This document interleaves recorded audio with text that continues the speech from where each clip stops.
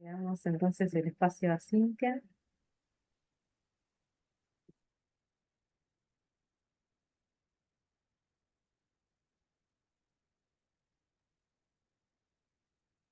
Bueno, se ve, ¿no? Ahora voy a ampliar, de todos modos. Sí. Eh, Bien. Bueno, en primer lugar quería agradecer a Eva y a Marina por coordinar esta mesa. Estoy contenta de participar en esta mesa del séptimo encuentro. Este tema que voy a compartir, a ver si lo puedo ampliar. Sí, ahí va. Se llama Resiliencia y Salud Pública de las Mujeres Mapuche ante el Cambio Climático, un análisis desde una perspectiva intercultural, participativa y de derechos humanos. Este texto, esta investigación, se desarrolla en el marco de mi tesis de maestría en bioética, que está dirigida por la doctora Romina Reckers, en Flaxo, y fue una investigación presentada en el marco de los premios de bioética y ganó el primer lugar, así que bueno, vengo un poco a compartir esta temática que toma y por suerte fue al final porque recaba muchas de las cuestiones que fueron presentadas en esta mesa, así que bueno, genial porque está en diálogo con lo presentado hasta el momento. Lo que me propongo en esta ponencia es reflexionar acerca de la relación entre los determinantes socioambientales de la salud y la salud pública ambiental. Y lo voy a hacer a partir del análisis de caso, específicamente del caso de las mujeres indígenas mapuche ante el cambio climático en Argentina. Para poder pensar la vinculación entre estas variables, me parece fundamental entender el impacto que tienen los eventos climáticos extremos en la vida de las personas y en particular en el caso de las poblaciones más vulnerables, fundamentalmente en términos de salud colectiva y ambiental. Por eso lo que voy a hacer en esta presentación es dividir la exposición en tres partes, en tres objetivos específicos. En primer lugar, me voy a centrar en lo que hace a la identificación, sobre las formas de afectación que el cambio climático desencadena en la vida y en la salud de las poblaciones. En segundo orden, asumiendo la gravedad de los efectos ambientales y sanitarios que genera el cambio climático, busco describir el contexto socioambiental de las mujeres mapuche y las consecuencias que el cambio climático produce en su salud y en su territorio. Finalmente, me enfoco en los procesos resilientes de empoderamiento político y cultural de las comunidades indígenas y sus implicancias en el ámbito de cuidado de la salud, con el propósito de formular posibles recomendaciones en pos de fortalecer la salud pública con esta perspectiva intercultural, participativa y de derechos humanos. Eh, Me propongo en este sentido para poder evaluar las formas de afectación al cambio climático y cómo este cambio climático afecta la vida de las poblaciones vulnerables, en primer orden, definir a qué nos estamos refiriendo, ¿no? Cuando hablamos de cambio climático concretamente, Naciones Unidas lo define, por ejemplo, como los cambios a largo plazo de las temperaturas y patrones climáticos.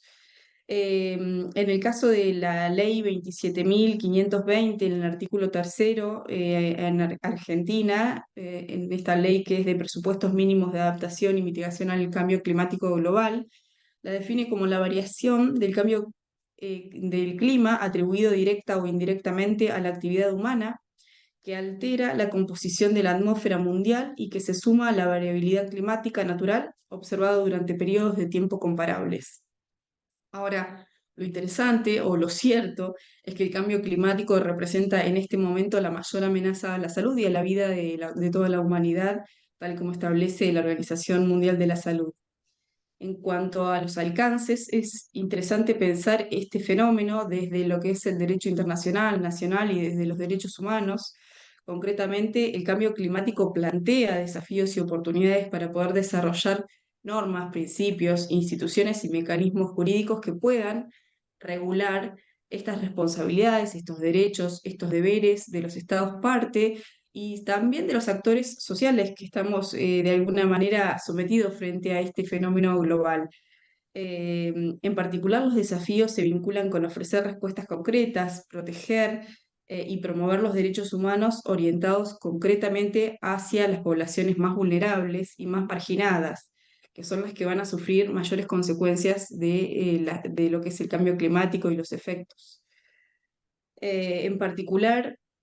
hay muchos de los derechos que son reconocidos internacionalmente que se van a ver amenazados frente a estos efectos. Acá nombro algunos, como el derecho a la vida, a la salud, a la alimentación, al agua, a la vivienda, a la cultura, al desarrollo, al medio ambiente. Todos estos derechos que los damos por hecho van a ser de alguna manera amenazados, por eso es una temática sumamente importante que empecemos a reflexionar sobre las implicancias del cambio climático en la salud. Voy a empezar para poder darle forma a esta definición, a esta caracterización, en primer orden, a reflexionar sobre qué es lo que originó, cuáles son estas causas de la crisis climático-ambiental, y en segundo lugar, cuáles son concretamente las amenazas que esta variación global de la temperatura va generando sobre nuestra salud. En particular, si pensamos en las causas concretas que originan este cambio ambiental, desde el siglo XIX, acá planteo que hay distintas actividades antropogénicas que son las que van generando, se van promoviendo como causas principales del cambio climático. Estas actividades son, por ejemplo, la quema de combustibles fósiles como el carbón, el petróleo, el gas, y generan en sí, emiten gases de efecto invernadero. Estas actividades antropogénicas, es decir, actividades realizadas por el hombre, y generan con estos gases de efecto invernadero que van emitiendo una manta que atrapa el calor y eleva las temperaturas globales. En este sentido, hay factores que intensifican esta emisión de gases de efecto invernadero, como son, por ejemplo, la deforestación y los métodos de explotación agrícolas, que vienen aumentando la temperatura terrestre en más de 0,6 grados centígrados. El calentamiento global, evidenciado en las últimas 3 décadas, ya alcanza al 1,1 grados centígrados por encima de los niveles preindustriales, según plantea el panel intergubernamental de cambio climático. Es interesante en este sentido mirar, bueno, observar este gráfico que plantea un poco que dentro del panorama actual, cerca del 52,74% de las emisiones mundiales ocurrieron después de 1990. Alcanza de esta manera 36.400 millones de toneladas en 2019 y en 1989 estas emisiones ya eran de 22.000 millones, lo que representa casi 4 veces más de lo que era en 1990. Es decir, la industrialización ha intensificado la emisión de gases de efecto invernadero de forma exponencial. 7 de los países han sido los mayores emisores en 2020 de estos gases de efecto invernadero. Nos estamos refiriendo concretamente a China, Estados Unidos, Indonesia, India, la Unión Europea, Brasil y Rusia. Han sido emisores de más de la mitad de los gases globales. Por este motivo, los acuerdos internacionales buscan en este sentido reducir las emisiones para poder cumplir con el Acuerdo de París y para poder resolver los compromisos internacionales en relación a la reducción de gases de efecto invernadero nacional, con la finalidad de que no pase, o sea, que no se llegue a una temperatura de 1,5, que bueno, ahora voy a ir específicamente a esta cuestión. En concreto, me parece interesante también hacer alusión a las amenazas que esta variación de la temperatura global va generando en la salud de las personas. Para hablar de las amenazas, hay que hacer una distinción entre dos conceptos que son importantes de ser distinguidos, que uno es riesgo climático y el otro impacto climático. Cuando hablamos de riesgo climático nos estamos refiriendo a los efectos del cambio climático en el ambiente, en la sociedad y en la economía. Y por otro lado, cuando estamos hablando de riesgo climático, es la potencial consecuencia adversa debido a peligros climáticos, dependiendo de amenazas, exposición y la vulnerabilidad del contexto concreto en el que se afecte a las poblaciones determinadas, tal como establece el IPCC. Ahora, en cuanto a la gravedad del riesgo climático, la Organización Panamericana de la Salud y las Naciones Unidas establecen que hay riesgos que son directos y riesgos que son indirectos. Cuando nos referimos a los riesgos directos, a los impactos directos, estamos hablando de las olas de calor, sequías, tormentas, aumento del nivel del mar, inundaciones, cambio de la circulación de los océanos, deshielo de los polos, disminución de la biodiversidad. Pero como impactos indirectos, es decir, como cuestiones que vienen añadidas a este cambio de la temperatura, surgen enfermedades respiratorias transmitidas por vectores, inseguridad alimentaria y del agua, desnutrición y desplazamientos forzados. El gráfico que comparto acá, planteado por la Organización Panamericana de la Salud, proyecta que entre los años 2030 y 2050 se va a producir alrededor de 250.000 muertes adicionales anuales debido a las enfermedades que son devenidas de estas cuestiones vinculadas al clima. Pensando concretamente en el impacto que el cambio climático tiene en los países en desarrollo, es interesante pensar datos que resultan relevantes, ¿no? 3.300 y entre 3.300 y 3.600 millones de personas viven en contextos altamente vulnerables al cambio climático, pensando en los países en desarrollo. Concretamente, en el marco de los países África, Asia, América Central y del Sur, los países menos desarrollados, las islas pequeñas y el Ártico serán los más afectados. Pensando en las poblaciones, concretamente, a nivel global, los pueblos indígenas, los productores de alimentos a pequeña escala y los hogares de bajos ingresos serán los más perjudicados. En cuanto a lo que es la cuestión sanitaria, el sistema sanitario, los efectos del cambio climático van a intensificar las desigualdades sanitarias, especialmente en los países en desarrollo, por su menor capacidad para poder prevenir, mitigar y adaptarse a las amenazas climáticas. Concretamente, sabemos que los sistemas sanitarios de los países en desarrollo son más frágiles en cuanto a recursos humanos, financieros y tecnológicos. Por eso, en este marco es fundamental el concepto de justicia climática, porque es el que presenta la posibilidad de reflexionar a partir de un abordaje ético para poder responder a las necesidades específicas derivadas del cambio climático en poblaciones vulnerables, buscando también de esta forma abordar el riesgo climático y crear sistemas de salud resilientes al clima. En cuanto al impacto y al derecho a la salud en Argentina, hoy los chicos Victoria y Lucas desarrollaron las investigaciones que estamos llevando a cabo en nuestro equipo liderado por Romina Reckers y hablaron sobre el plan de adaptación y mitigación al cambio climático en Argentina.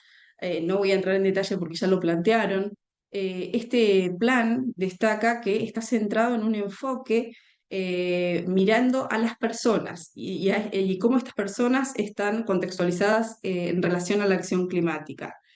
Lo que plantea el Ministerio de Ciencia y Tecnología es que Argentina tiene una contribución relativamente baja, que es del 0,7% de las emisiones globales de gases de efecto invernadero a nivel global. Ahora, la realidad es que no es un número bajo, por más que resulte serlo aparentemente, porque Argentina ocupa el tercer lugar en intensidad de emisiones en América Latina, luego de Brasil y México. Y en particular lo es en relación a la deforestación y al sector energético, que son los que principalmente contribuyen a esta emisión de gases de efecto invernadero. Asimismo, es el sexto país en el mundo en tierra cultivada. Argentina experimenta pérdidas netas de bosques, siendo el Parque Chanqueño especialmente afectado. Las emisiones de gases de efecto invernadero en Argentina se dividen principalmente en el sector energético un 53%, agricultura, ganadería y silvicultura un 37%, industria un 6% y residuos un 4%. En este marco también es importante pensar que para poder lograr una resiliencia en el sistema sanitario deberíamos pensar en cómo es la toma de decisiones en Argentina respecto a estos procesos participativos para poder llevar a cabo el desarrollo del Plan Nacional de Reducción de Riesgo en los Desastres, que son los planes que tenemos en Argentina para poder hacer frente al cambio climático, y el Plan Nacional de Adaptación y Mitigación al Cambio Climático, que nombraron en la investigación anterior y al que me estoy refiriendo. En el informe que presentaron a la Corte, Reckers y otros, que es el que acaban de presentar los compañeros de investigación antes, plantean claramente que se exhibe un epistemic washing, que es una falsa inclusión de esos saberes locales y tradicionales de las comunidades indígenas. Por eso, en esta ponencia en particular me interesa centrarme en el caso de el análisis de cómo impacta el cambio climático en las comunidades indígenas, concretamente en las mujeres mapuche, y cómo recrudecen los determinantes socioambientales de la salud a partir de la afección que el cambio climático produce en los territorios de estas personas, de estas comunidades. Para poder centrarme en la afección concreta, miro específicamente a partir del análisis documental, todas las denuncias y resistencias de estas mujeres, teniendo en cuenta la voz de ellas, ¿no? Las denuncias específicas que estas mujeres pronuncian. La justificación se centra en que los impactos ambientales y los impactos climáticos ponen en riesgo a las poblaciones más vulnerables en primer lugar, en términos de salud colectiva y ambiental. Cuando estoy hablando de determinantes socioambientales de la salud, me estoy refiriendo a todas las condiciones sociales, económicas, políticas, culturales y ambientales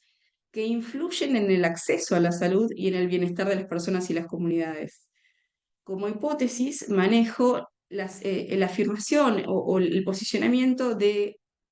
considerar que recurrir a las voces de estas mujeres pertenecientes a las comunidades indígenas, que son las comunidades una de las comunidades más vulnerables en Argentina frente a los efectos del cambio climático, permitirá ampliar los márgenes de participación democrática de las poblaciones marginadas en la toma de decisiones, por un lado, y por el otro, otorgará la oportunidad de reflexionar acerca de un modelo de cuidado integral de la salud que responda a las presentes emergencias de la salud pública ambiental. Concretamente, pensando en el aspecto vinculado al estado de situación, es interesante notar que en la 26ª Conferencia de Naciones Unidas sobre Cambio Climático, en la COP26 en Glasgow, ya se había destacado, ya se había afirmado que las mujeres son las más afectadas frente al cambio climático. Y en particular esta afección se debe a que las transformaciones ambientales y las respuestas políticas a la emergencia climática impactan de forma desigual en las personas, teniendo en cuenta el género, la etnia y la territorialidad. Las mujeres indígenas en particular han sido excluidas de los procesos de toma de decisiones globales y nacionales, como hemos visto en el Plan Nacional. Estas mujeres han expresado denuncias recurrentes, se han opuesto a la deforestación, a la colonización, a la minería, a la explotación forestal y a distintos proyectos que ponen y afectan a sus territorios. Para ello emplean el término terricidio. Moira Millán, que es una huaychafe mapuche, una luchadora, plantea que el terricidio es la destrucción sistemática de la vida por el sistema, afectando no solo la naturaleza, sino también la espiritualidad y la cultura. El terricidio se atribuye a decisiones políticas que contribuyen a la destrucción ambiental, planteando peligros identitarios. Cuando hablamos de mujeres indígenas y sobre todo de poblaciones mapuche, estamos pensando que estas comunidades tienen un gran anclaje identitario en relación a la tierra. Por ejemplo, el enterramiento de placentas, y asimismo se vinculan de forma muy equilibrada con la naturaleza y entonces consideran que el terricidio silencia esas fuerzas que habitan en la naturaleza y que le permiten a la naturaleza hablar con estas personas. En concreto, cuando nos centramos en las acciones políticas, las mujeres indígenas se han opuesto en diversas oportunidades a estas acciones que son decisiones políticas que tienden a debilitar el sistema productivo. Algunos ejemplos de estos son, por ejemplo, el proyecto de construcción de un gasoducto para el transporte de gas natural, que salió, bueno, en una de las noticias en mayo de este año, que va desde Vaca Muerta hacia el norte, incluye las provincias de Jujuy, Salta y Catamarca. Esta tubería cruza una finca de San Andrés que está habitada por 350 familias collas que se oponen, obviamente, porque las obliga a un desplazamiento forzado. También se han opuesto innumerables veces a la explotación de gas y petróleo producida por el megaproyecto Vaca Muerta en la Patagonia. En concreto, por el uso de la técnica de fracking, porque implica el gasto diario de millones de litros de agua para la extracción de los hidrocarburos y genera asimismo mucha contaminación y la creación de basurales petroleros. Algunas de las denuncias que han expresado en distintos medios son, por ejemplo, una que traigo para compartir, que es planteada por la comunidad mapuche de Neuquén, en donde expresan que son alrededor de 26 las comunidades afectadas y de ellas unas 10 comunidades mapuches se ubicaron en lo que se denomina la zona caliente y hay presencia de enfermedades relacionadas con la contaminación para estas familias. Por eso sus propuestas, las propuestas de las comunidades indígenas, se centran en un posicionamiento cultural, epistémico y político que invita a una lucha colectiva de resistencia mediante la territorialización del cuidado. Si nos centramos concretamente en el impacto que generan las actividades antropogénicas y las consecuentes emisiones de gases de efecto invernadero, estamos obligados a reflexionar respecto de la necesidad de promocionar una salud pública ambiental en Argentina. Los desafíos que ha dejado el COVID, en este contexto de post-COVID, se han centrado en ese contexto en cuestiones que tenían que ver con lo técnico y con lo procedimental, en relación al desarrollo de vacunas, a cuáles eran las terapias eficaces. Cuando pensamos en lo procedimental, bueno, en relación a cómo asignar las vacunas, si había que obligar o no al empleo de las mascarillas, si había que viajar o no. Ahora, la cuestión que es clara y que es necesaria de repensar y de reflexionar en este contexto tiene que ver con la necesidad de la toma de decisiones éticas desde un marco de justicia social en salud pública, es decir, tener una mirada ética que permita responder a las necesidades que nos afectan a todos en el país. En particular, reflexionar sobre la protección y promoción de derechos frente al cambio climático y también sobre la formulación de una política activa fundada en la responsabilidad compartida de todos los actores sociales en la solución de este problema global. Ahora, frente a esta cuestión, nos podemos enfrentar con dos paradigmas o dos formas de entender cómo hacemos para poder responder a estas problemáticas. Podemos pensar que el sistema público sanitario argentino se puede centrar en respuestas que vienen dadas por los expertos, por los especialistas, y ahí pensaríamos en una mirada que es multiculturalista, que se centra en una perspectiva etnocentrista cultural, que cree poder responder por las necesidades de los otros, o bien la propuesta en la que me centro, que es la de un enfoque intercultural, que parte justamente de reconocer esas asimetrías de poder y esas asimetrías sociales que son la base para poder construir desde ahí formas que nos incluyan a todos en relación a las necesidades concretas. Por ello, el enfoque intercultural, participativo y de derechos humanos en el que me centro promueve un enfoque de empoderamiento político y cultural en comunidades indígenas, pero también fortalece la salud pública ambiental argentina porque integra diversos enfoques de cuidado, de gestión del riesgo, de salud familiar y comunitaria, desde un enfoque de cuidado integral de la salud que es el que proponen estas comunidades indígenas. En cuanto a los desafíos que se presentan cuando pensamos en cómo establecer estas cuestiones vinculadas al esquema dialógico intercultural, pueden presentarse cuestiones como, por ejemplo, la existencia, la afirmación, ¿no?, de que la existencia de un enfoque intercultural en sí mismo no garantiza la participación horizontal de todas las comunidades indígenas. Por un lado, podría ser una crítica, un desafío a cumplir. Por otro lado, la facticidad de llevar a cabo estos procesos dialógicos interculturales, es decir, pensándolo en términos procedimentales, ¿cómo hacemos para poder promover estos espacios de intercambio? Ahora, las propuestas que se me ocurre que son interesantes de pensar en este caso tienen que ver en primer orden con establecer un diálogo intercultural efectivo y para ello se requiere, lógicamente, de reconocer y reconciliar esas diferencias, esos valores diversos, creencias, cosmovisiones respecto a lo que es el proceso de salud y enfermedad de las distintas comunidades. Es importante en este sentido romper con la historia hegemónica de una cultura dominante y otras subordinadas, adoptando un enfoque de justicia social y epistémica que valore esta reciprocidad de saberes y el mutuo enriquecimiento entre las culturas participantes para poder justamente construir estos espacios de encuentro y de negociación de epistemes. Y por otro lado, como segunda propuesta, me parece interesante pensar en una forma general de habilitar distintos marcos de participación, como por ejemplo la consulta previa e informada, la participación activa en la elaboración de políticas y la creación de mecanismos legales, que reconozcan y protejan los derechos de participación y concretamente promover el desarrollo de capacidades institucionales, perdón, territoriales y sociales para la cogestión de la salud pública. En este contexto específicamente pienso, por ejemplo, mediante la reasignación y el fortalecimiento de espacios de atención primaria de la salud,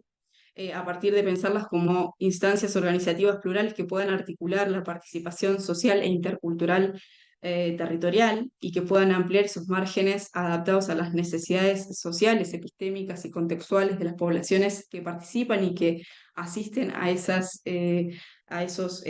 centros de atención primaria de la salud. Así que bueno, para cerrar, porque ya estamos un poco sobre la hora, me parece interesante considerar que dado que los efectos del cambio climático pronunciarán las desigualdades sanitarias existentes entre los países en desarrollo y dentro de ellos, porque estos países cuentan con menor capacidad para prevenir, mitigar y adaptarse frente a las amenazas climáticas, es importante en este sentido considerar la gestión democrática y participativa en enfoques diferenciales para poder abordar la crisis climática y, en segundo lugar, considerar la importancia de la resiliencia y el empoderamiento político y cultural de las comunidades indígenas, abogando de esta manera a la construcción de un sistema de salud público, intercultural, participativo y basado en derechos humanos como una forma de aportar a esta mitigación de emisiones y a la adaptación al cambio climático en Argentina.